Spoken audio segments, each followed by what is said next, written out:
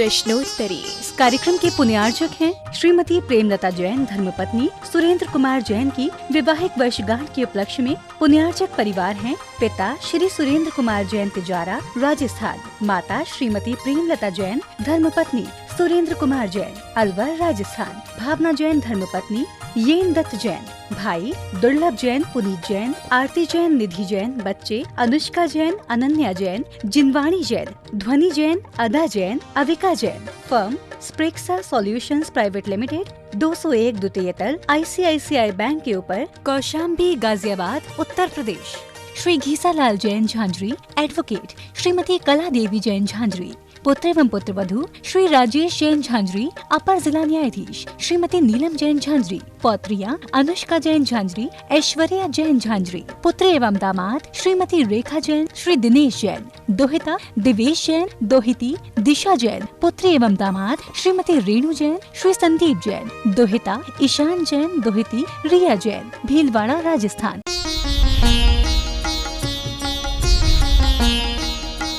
सुधा प्रश्नोत्तरी।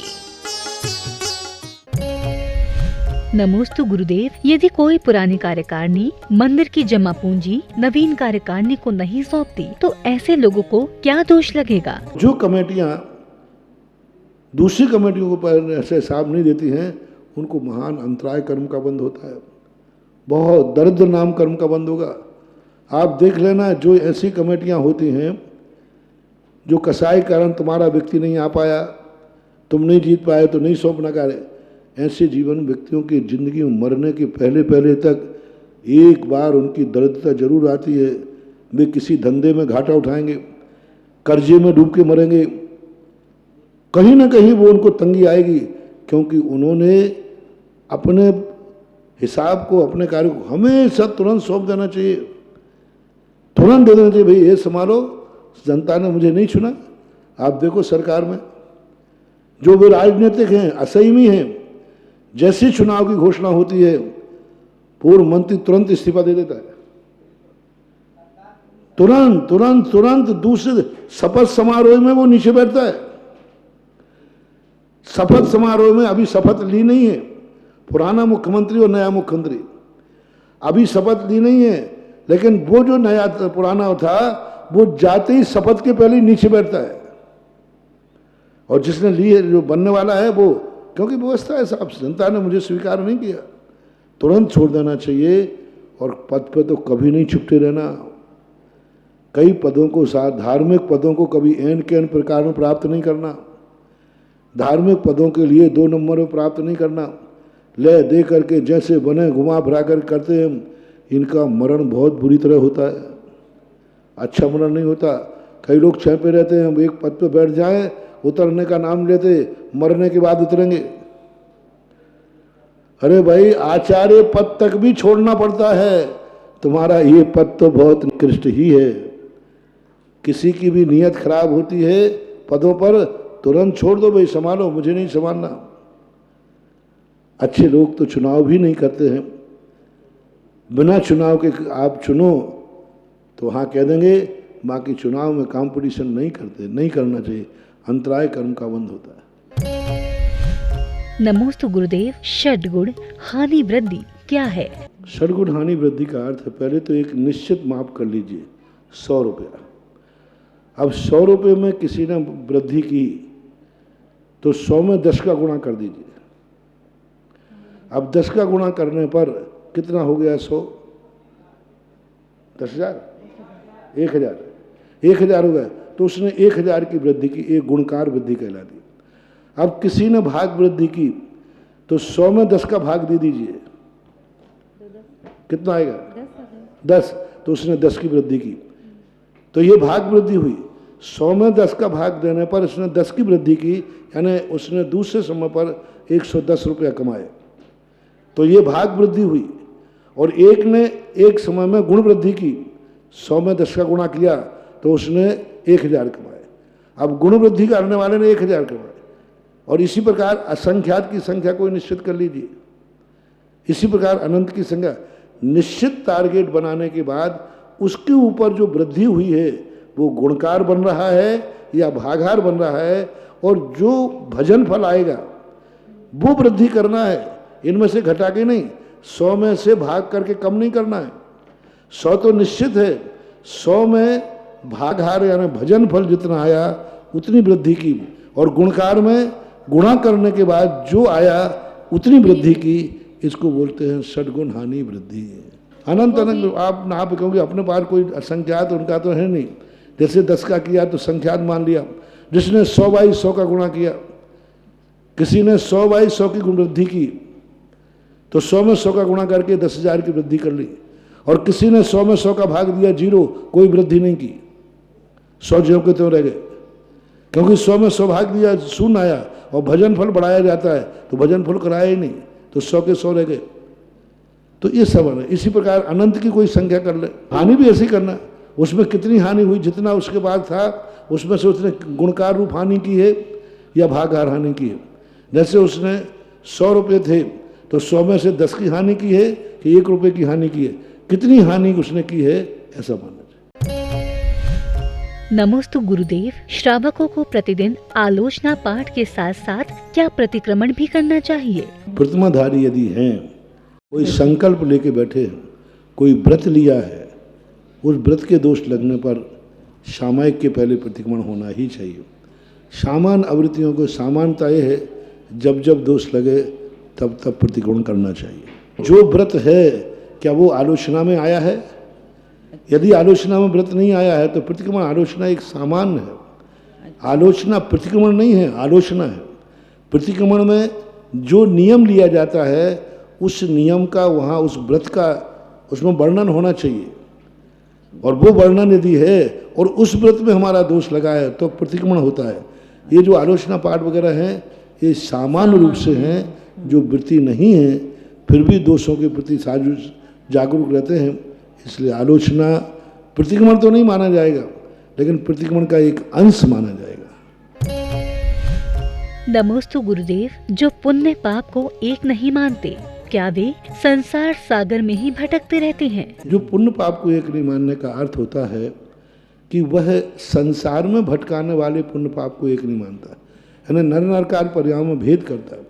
पुण्य को लोग गलत ले रहे हैं। पुण्य 2 रूप में प्रस्तुत होता है, एक संसार में प्रवेश कराने वाला और एक संसार से तारने में सहयोग देने वाला। तो यहाँ पर जो पुण्य की परिभाषाएं बनाई गई हैं सांसारिक दृष्टि से बनाई गई, क्योंकि दुनिया संसार के पुण्य को भोग विलासता के लिए चाहती है, संसार को बढ़ाने के लिए करती है, इसलिए वहाँ निंदा की गई, ना कि पूजा पाठ करने को नहीं किया गया। धर्म की क्रियाओं को वर्जन है, ये पुण्य की क्रियाएं नहीं है, ये धर्म की क्रियाएं हैं, यही तो भूल कर रहे हैं। व्रत समिति आदि यदि पुण्य के लिए करता है तो मिथ्या दृष्टि है। पदनी मानी धरंता शीलानी तहा तवम च कुबंता परमठ बाह्य राजे ते अन्नानी पुण्य मिच्छन्ति, ये पुण्य की क्रियाएं नहीं हैं। हमारे जैन दर्शन में जितनी भी क्रियाएं हैं ये धर्म के लिए क्रियाएं हैं, अब पुण्य के लिए कोई क्रिया ही नहीं है। और जो पुण्य के लिए क्रिया कर रहा है तो वो मिथ्या दृष्टि है।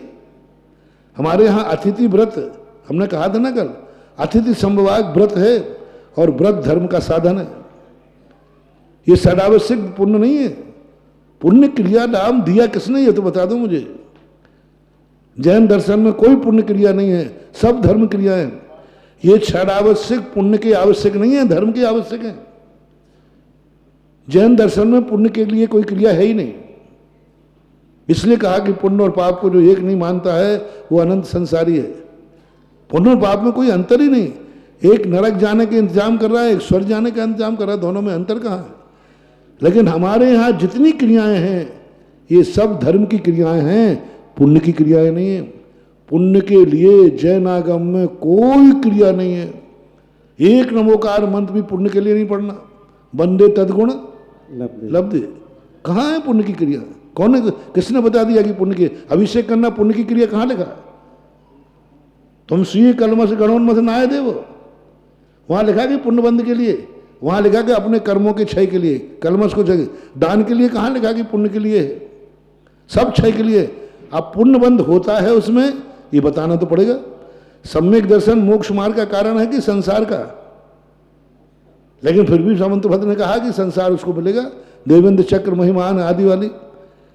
तो ये जो पुण्य की बातें कही, ये तो उसको पुरस्कार में मिलता है, लेकिन उसने धर्म पुण्य के लिए नहीं किया। जैन आगम में पुण्य के लिए कोई क्रिया है ही नहीं, होती ही नहीं, और जहां पुण्य की क्रिया होती वो जैन दर्शन नहीं। हाँ, जैन दर्शन धर्म के लिए क्रिया करता है तो पुण्य उसको पुरस्कार में मिलता है, इसलिए हम इस बात को सहमत कहते हैं। लेकिन तुम ये कहो कि पुण्य पाप को एक क्रिया है तो ये पुण्य की क्रिया छोड़ो। हम पुण्य के लिए क्रिया कर रहे हो तो छोड़ूंगा, हम तो कर्मों के क्षय के लिए कर रहे हैं। हम पुण्य के लिए अभिषेक कर रहे हो तो छोड़े, मैं तो पाप के क्षय के लिए कर रहा हूं। मैं पुण्य बंध के लिए अभिषेक कर रहा हूं तो छोड़ू, मैं तो जो अशुभ कर्म मेरे बंधा है उसका क्षय हो, मेरी बीमारी दूर हो जाए। बीमारी कब दूर होगी? जब कर्म का क्षय होगा। तो हम असाता कर्म को क्षय करने के लिए अभी शांति धारा कर रहे हैं। हमें असाता आई है, और पाप के क्षय करने के लिए, अशुभ कर्मों को क्षय करने के लिए जैन आगम में कहीं निषेध नहीं किया। इसलिए अशुभ कर्मों के क्षय करने के लिए जो जो तुम धर्म क्रियाएं कर रहे हो, ये सब वैलिड हैं, सब अच्छी हैं। हाँ, पुण्य बनाने के लिए, पुण्य के लिए कोई क्रिया होती नहीं है। इसलिए इस गाथा का लोग दुरुपयोग अर्थ कर रहे हैं कि पुण्य पाप को एक नहीं करे। अरे पुण्य को है ही नहीं जैन आगम में क्रिया। हमारा मुनि व्रत है, सब मोक्ष के लिए है। ऐसी कौन सी क्रिया है जो मोक्ष के लिए नहीं है, मात्र पुण्य के लिए है? ब्रह्मचारी जी, एक क्रिया का नाम बताओ जो मात्र पुण्य के लिए है, जिससे मोक्ष मार्ग नहीं बनता, कर्मों का क्षय नहीं होता। कोई भी आगम में एक क्रिया का नाम दे दो।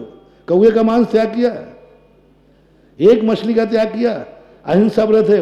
अहिंसा मोक्ष का मार्ग है कि पुण्य का मार्ग है? लक्ष्य से क्या? तो अब कोई ने व्यक्ति ने माचिस की गाड़ी दीप जलाने के लिए बनाई और कोई मकान में आग लगा दे तो क्या माचिस की गाड़ी बदनाम हो गई?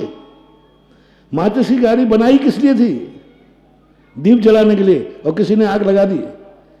तो माचिस की गाड़ी बनाना बंद हो जाए कि उसकी बुद्धि सुधारना है? बुद्धि सुधारना। तो माचिस की गाड़ी लिए दीप जलाने के लिए बनी थी, माचिस की गाड़ी से आग नहीं लगाई जाती। अब किसी ने लगा दी तो उस व्यक्ति की गलती है, ना कि माचिस की गाड़ी की गलती है। इसलिए पुण्य की जितनी क्रियाएं जो कही जाती हैं, ये करने वाले की गलती है। जैन आगम में मैंने पूरा जैन आगम छान मारा, एक भी क्रिया ऐसी नहीं है जो मात्र पुण्य बंध के लिए ही हो। सारी क्रियाएं कर्मों के क्षय के लिए है, सारी क्रियाएं मोक्ष मार्ग के लिए है। हाँ, उसमें पुण्य बंध होता है तो वो तो तीर्थंकर को भी होता है, भावलिंगी मुनिराजों को भी होता है, वो तो श्रेणी में भी हो रहा है। इसलिए इस गाथा को बहुत गलत दुरुपयोग किया जाता है। जैन दर्शन में पुण्य को कोई स्थान है ही नहीं, कोई चर्चा नहीं है, कोई क्रिया पुण्य की क्रिया नहीं, सब मोक्ष मार्ग की क्रियाएं हैं, धर्म की क्रियाएं। उदाहरण मैंने कितना अच्छा दिया, माचिस की काड़ी बनी है दीप जलाने के लिए। अब कोई आग लगा रहा है तो बोलो माचिस की काड़ी बनाना बंद करें। रिजर्व बैंक से पैसा निकलता है आपकी आवश्यकताओं की पूर्ति के लिए, और कोई शराब की बोतल खरीद ले तो खरीदे, उसी का मतलब है। लेकिन नोट की निंदा नहीं होना चाहिए। नमोस्तु गुरुदेव। अनंग सरा को इतनी तप करने के बावजूद भी स्त्री पर्याय मिली, तो क्या वह मिथ्यात्व का नाश कर सम्यक्त्व को प्राप्त नहीं कर पाई थी? नहीं कर पाई। मिथ्यात्व का नाश करना कोई साधारण चीज नहीं है, और मिथ्यात्व का नाश नहीं करने पर भी स्त्री पर्याय का विच्छेद हो सकता था, क्योंकि मिथ्या दृष्टि भी सभी स्त्री पर्याय में ही जन्म लेते हैं, ऐसा कोई नियम नहीं है। लेकिन अब उनके परिणाम तद्रूप नहीं हो पाए स्त्री पर्याय के संबंध में। दया भाव होना अलग चीज़ है, स्त्रियों की कोमलता उनका स्वभाव है, दया है। लेकिन स्त्री पर्याय के जो बंध के कारण हैं वो मात्र निर्दयता नहीं है। स्त्री पर्याय का विच्छेद का कारण दया नहीं है, अहिंसा नहीं है, अनुकंपा नहीं है। इन सब से स्त्री पर्याय का विच्छेद होता हुआ ऐसा कोई नियम नहीं है। स्त्रियों में बहुत दयालुता होती है, बहुत कोमलता, जल्दी रो पड़ते हैं। तो इस मात्र से स्त्री पर्याय नष्ट हो जाएगी ऐसा कोई नियम नहीं। स्त्री पर्याय के जो बंध के कारण हैं, वो बंध के कारण से वो मायाचारी आदि अपने अंदर के परिणामों के प्रति भय, लोक, लज्जा आदि मरण करते समय ये सब चीज़ें जाना चाहिए। दया बिल्कुल भिन्न चीज़ है। सच्चे देव साध गुरु तक ब्रह्मचारिणी रही। आज ब्रह्मचारी का विषय था। उसके ऊपर बहुत सारे संकट आए, स्थितियाँ बनी, लेकिन उसने किसी भी प्रकार से संयम नहीं छोड़ा। ब्रह्मचर्य से रही 3000 साल तक, सच्चे देव साध गुरु की शरण में रही, ऐसा कोई उल्लेख नहीं है। नमोस्तु गुरुदेव, संवर और निर्जरा के गौण होने पर मोक्ष कैसे होगा? संवर निर्जरा से कर्मों का क्षय होता है, कर्मों के क्षय से मोक्ष होता है, साक्षात कारण। जैसे पूज्यवर कुंदकुंद स्वामी कहते हैं, हमने कर्मों को बंद नहीं किया है, हमने तो राग द्वेष किए हैं। जम कुणदि भाव मादा कत्तासु होदि भाव से निश्चय दो व्यवहार पुग्गल कम्माण कत्तारम। मैंने तो राग द्वेष भाव किए, मैंने कर्म थोड़ी किया है। कर्मबंध मैंने नहीं किए, जीव कर्मबंध करता भी नहीं कि जीव तो राग द्वेष करता है, कर्मबंध राग द्वेष से होते हैं। तो कर्मबंध में कारण जो है, जीव द्रव्य को कहीं नहीं लिखा, किसी शास्त्र में नहीं लिखा। राग द्वेष कर्मबंध के कारण है, और राग द्वेष से योगों में चंचलता आई, तो साक्षात कारण क्या हुआ? योगों का बंध। तो यहाँ ये जैन दर्शन की नई विवक्षा कहलाती है कि तुमने मोक्ष प्राप्त नहीं किया, तुमने तो कर्मों की निर्जरा की है, और कर्म की निर्जरा से मोक्ष हुआ है। जैसे हमने कितना बढ़िया तो समझा दिया था कि एक पेड़ को अपने लगाया है, हमने फल पैदा नहीं किए। हमने पेड़ लगाया, पेड़ की सक्रिय सब हमने किया, लेकिन फल तो आए हैं अपने आप, हमने लगाए नहीं है। अपन क्या बोलते हैं, पेड़ मैंने लगाया है, फल मैंने लगाए, ऐसा बोलते क्या? बस यही यहाँ समझना चाहिए। मैंने संवर निर्जरा की है, मोक्ष तो हमें मिला है। नमोस्तु गुरुदेव, सिद्ध भगवान के कितने भाव होते हैं? सिद्ध भगवान के जो छायक भाव होता है, और छायक भाव उनके यहाँ होते हैं, और फिर यहाँ कह दिया केवल दर्शन, ज्ञान, सिद्धत्व ये भाव होते हैं, सम्यक तो ये भाव उनके होते हैं। नमोस्तु गुरुदेव, कितनी अवगाहना वाले जीव मोक्ष जा सकते हैं? 3.5 हाथ, अधिकतम 525 धनुष, और कम से कम 3.5 हाथ प्रमाण जो है, यह जगन अवगाहना। नमोस्तु गुरुदेव, जगन्य अवगाहना से सिद्ध होने वालों की संख्या ज्यादा है या उत्कृष्ट अवगाहना से सिद्ध होने वालों की? मध्यम वालों की, और मध्यम वालों की ज़्यादा है। उत्कृष्ट वालों की भी ज़्यादा नहीं है, जघन्य वालों की भी ज़्यादा नहीं, क्योंकि विधेय क्षेत्र में सभी की 500 धनुष की काया हो ऐसा कोई नियम नहीं है। वहाँ भी उत्तम मध्यम जघन्य काया होती है। ठीक है, अपने जैसी छोटी काया तो नहीं होगी, लेकिन 500 धनुष में किसी की 550, किसी की 550, किसी की 450। जैसे आज जो रेशो आज है, अधिकतम आज कोई व्यक्ति कितने का है? 7 फुट, 7 फुट का है, 7 फुट। तो 7 फुट की संख्या कितनी है? कम है, कम है। 6 फुट की संख्या और कम है, 4.25, 5 और 6 के बीच में संख्या ज़्यादा रहती है। तो इसी प्रकार वहाँ रेशो मानना चाहिए, क्योंकि एक निश्चित प्रमाण की काया किसी भी क्षेत्र में मनुष्यों में नहीं है। मात्र है तो वो भोग भूमियों की काया निश्चित है, नियत है। जितनी काया का 3 कोश है तो 3 कोश ही होगी, कम बढ़ नहीं होगी। लेकिन कर्म भूमि में कम बढ़ होती है, तो मध्यम वाले ज़्यादा है। वासवांशु धनुष का ही उल्लेख मिलता है। नमोस्तु गुरुदेव, सिद्ध भगवान तनुवात वलय के आगे क्यों नहीं जाते? धर्मास्तिकाया भवात, तनुवाद वलय के बाद धर्मास्ति, क्योंकि उनमें जाने की शक्ति तो है, लेकिन जाने का लिए जो उदासीन कारण चाहिए। क्योंकि कोई भी व्यक्ति गति करेगा तो धर्म द्रव्य के बिना नहीं कर सकता, और धर्म आस्तिकाया इस पर सूत्र दे दिया उन्होंने।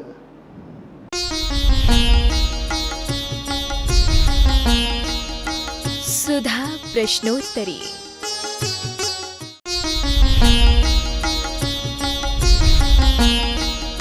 सुधा प्रश्नोत्तरी। इस कार्यक्रम के पुण्यार्जक थे श्रीमती प्रेमलता जैन, धर्मपत्नी सुरेंद्र कुमार जैन की वैवाहिक वर्षगांठ के उपलक्ष्य में पुण्यार्जक परिवार हैं पिता श्री सुरेंद्र कुमार जैन तिजारा, राजस्थान, माता श्रीमती प्रेमलता जैन, धर्मपत्नी सुरेंद्र कुमार जैन, अलवर, राजस्थान, भावना जैन, धर्मपत्नी येन दत्त जैन, भाई दुर्लभ जैन, पुनीत जैन, आरती जैन, निधि जैन, बच्चे अनुष्का जैन, अनन्या जैन, जिनवाणी Jain, Dhwani Jain, Ada Jain, Avika Jain. Firm Sprexa solutions private limited, 201 द्वितीय तल, ICICI बैंक के ऊपर, कौशाम्बी, गाजियाबाद, उत्तर प्रदेश। श्री घीसालाल जैन झांझरी, एडवोकेट श्रीमती कला देवी जैन झांझरी। पुत्र एवं पुत्रवधू श्री राजेश जैन झांझरी, अपर जिला न्यायाधीश श्रीमती नीलम जैन झांझरी। पौत्रियां अनुष्का जैन झांझरी, ऐश्वर्या जैन झांझरी। पुत्र एवं दामाद श्रीमती रेखा जैन, श्री दिनेश जैन। दोहिता दिवेश जैन, दोहिती दिशा जैन। पुत्र एवं दामाद श्रीमती रेणु जैन, श्री संदीप जैन। दोहिता ईशान जैन, दोहिती रिया जैन। भीलवाड़ा, राजस्थान।